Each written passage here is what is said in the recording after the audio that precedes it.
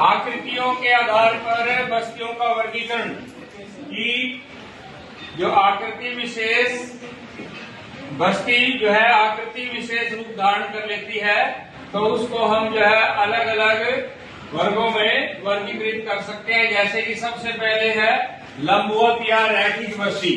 सबसे पहले लंबवत या रैखिक बस्ती, तो ऐसी बस्ती जो है किसी नदी के किनारे के साथ साथ, किसी नहर के किनारे के साथ साथ, किसी सड़क के किनारे के साथ साथ दोनों तरफ इस किनारे पे जो है आवास बन जाते हैं।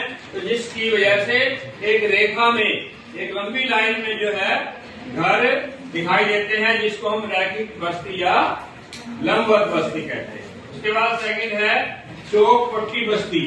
जब चौक पट्टी बस्ती जो है ऐसे स्थान पे विकसित होती है जहां पर चारों दिशाओं से, केंद्र की तरफ चारों दिशाओं से जो सड़क मार्ग हैं एक दूसरे को समकोण पर काटते हैं।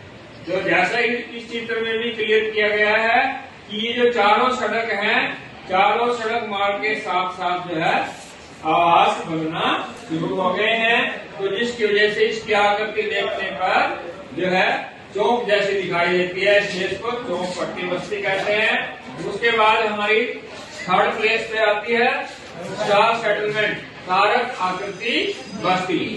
जब कई दिशाओं से आकर सड़कें किसी गांव के केंद्र की तरफ आके मिलती हैं या बाहर की तरफ जाती हैं, तो इन सभी सड़क मार्गों के साथ साथ जब आवास बन जाते हैं तो इसकी आकृति स्टार की तरह दिखाई देती है, तो इसलिए इसको स्टार आकृति कहते हैं। उसके बाद टी आकृति है।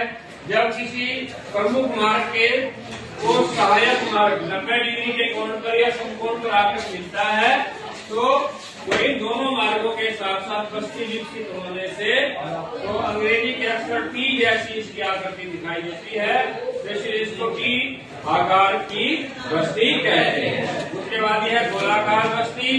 तो कोई भी किसी भी जैसे कि मुश्किल क्षेत्र में मरुस्थान है या किसी क्षेत्र में कोई भी तालाब है, झील है, उसके जो है चारों तरफ घर बनना शुरू हो जाते हैं।